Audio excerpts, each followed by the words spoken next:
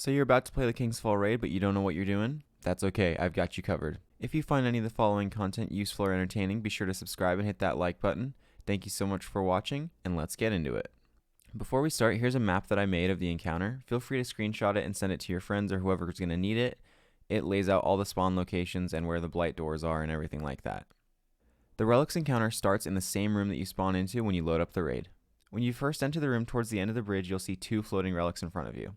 Go ahead and split your group of 6 into 2, 3 on the left and 3 on the right. What you need to do is have one player from each team pick up the floating relic at the same time. If you don't pick it up at the same time, you won't have enough time to dunk the orb. Once you pick up the orb in front of you, you'll see that your door is blocked by a taken blight. Your teammates need to shoot the blight to open the door so the runners can go to the center where you'll see these thrall statues. One of the thrall statues will have a glowing ball in front of it. You need to take both the orbs and dunk them simultaneously into this specific statue. The important thing to remember is that you need to dunk both orbs within 5 seconds of each other, or they'll both reset. After you do that, a new orb will spawn on each side of the map. So have your 2 groups that you've assigned left and right go and find that new orb.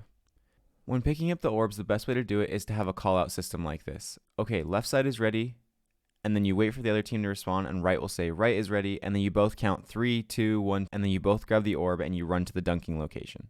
Rinse and repeat this process until you've dunked an orb in front of each of the 6 thrall statues.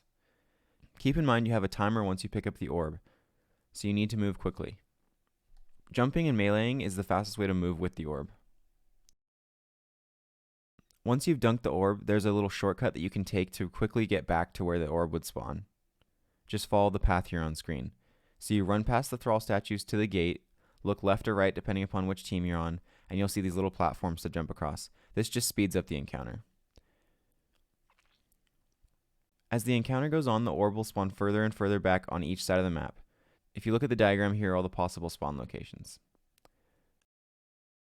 Also, periodically, adds will spawn and taken blights will block the doors, so it's important that you move with your group so you don't get killed by the adds or have your path blocked for too much time. If you're not an orb carrier, your job is to break the taken blight doors and protect the orb carrier from adds.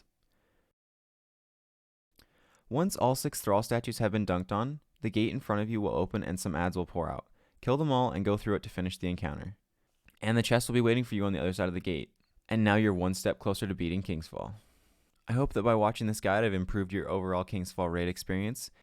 Again, if you found this video helpful or entertaining, be sure to subscribe and hit that like button. And as always, I hope you have a wonderful day.